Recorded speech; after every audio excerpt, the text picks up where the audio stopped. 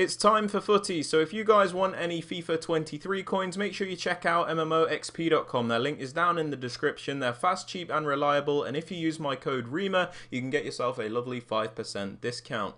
What's up guys, it's Ash here and welcome back to a brand new video. Now, I'm sorry for not posting for like the past 2 weeks, but I have just been taking a break, going on holiday, that kind of thing. Just been taking a breather away because it is towards the end of this game and we're only like a couple of weeks away from EAFC 24. So it made sense for me to just, relax a bit, take a bit of a break and then, gradually get back into the swing of just making some videos. So in today's video, guys,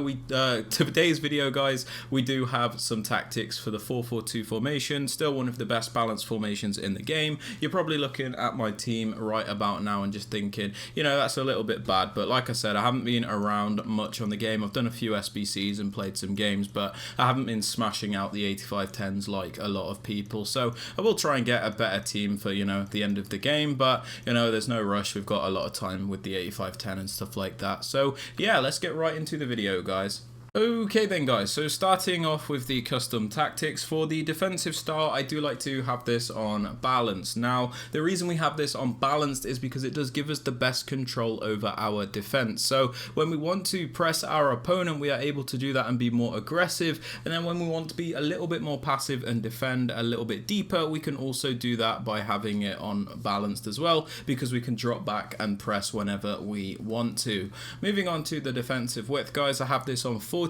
This is so we can primarily defend in a nice narrow and compact shape, which will stop our opponents being able to just run right through the middle of us and play in through those gaps that we leave if our team is too stretched. The reason I don't have the width any lower though is because we don't want the team to be too narrow to the point where if an opponent tries an attack down the wing, we're not going to be able to cover those areas. So we want to be narrow but not too narrow.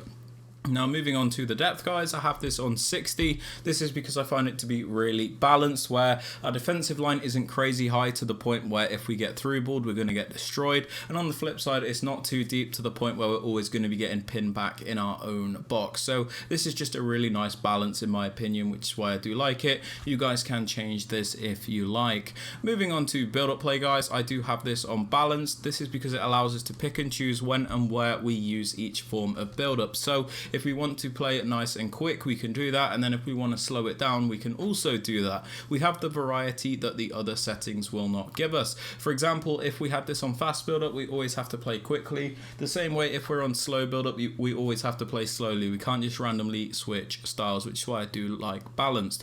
Moving on to chance creation, guys, I do have this on direct passing. This is because I find it to be the most meta option in the game.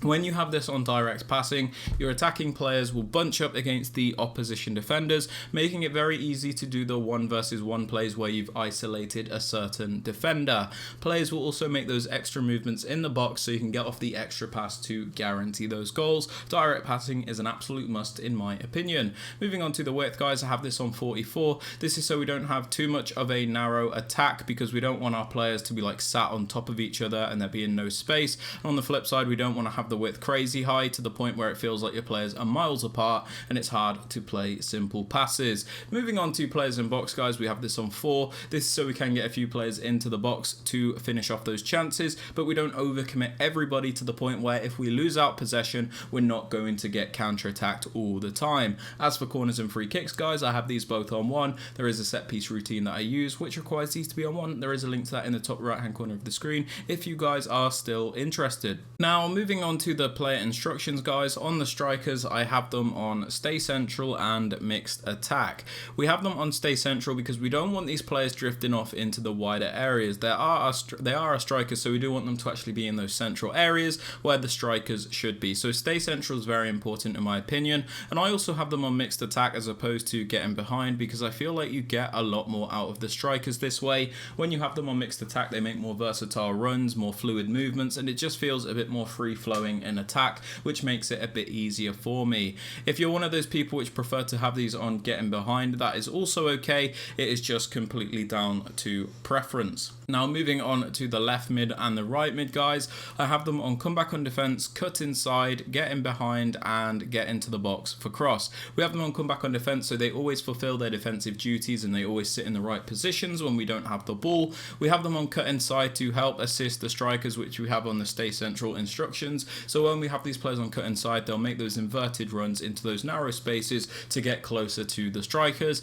We also have them on getting behind, so they utilize their pace to get in behind and make lots of runs to help us attack. And then we also have them on get into the box cross, so they are not hesitant to get into the penalty area when near the box. Moving on to the left centre mid guys, my more defensive midfielder, I have him on stay back while attacking and cover centre. We have him on stay back, so he's always looking to stay back and be as defensively sound as possible. It's important to at least have a bit of balance in the midfield where you're not having too many attacking players and nobody to support you in defence. So one player on stay back and cover centre is really good. Cover centre means they will defend those central areas and block those attacks through the middle. For the right centre mid, for the more box to box style player, we have him on the default settings and cover centre. We leave him on balanced attack because, like I said, he's a box to box, so we don't want to restrict him going forward. We kind of just let him do his own thing. The only important thing is that we have him on cover centre, so he does defend those central areas.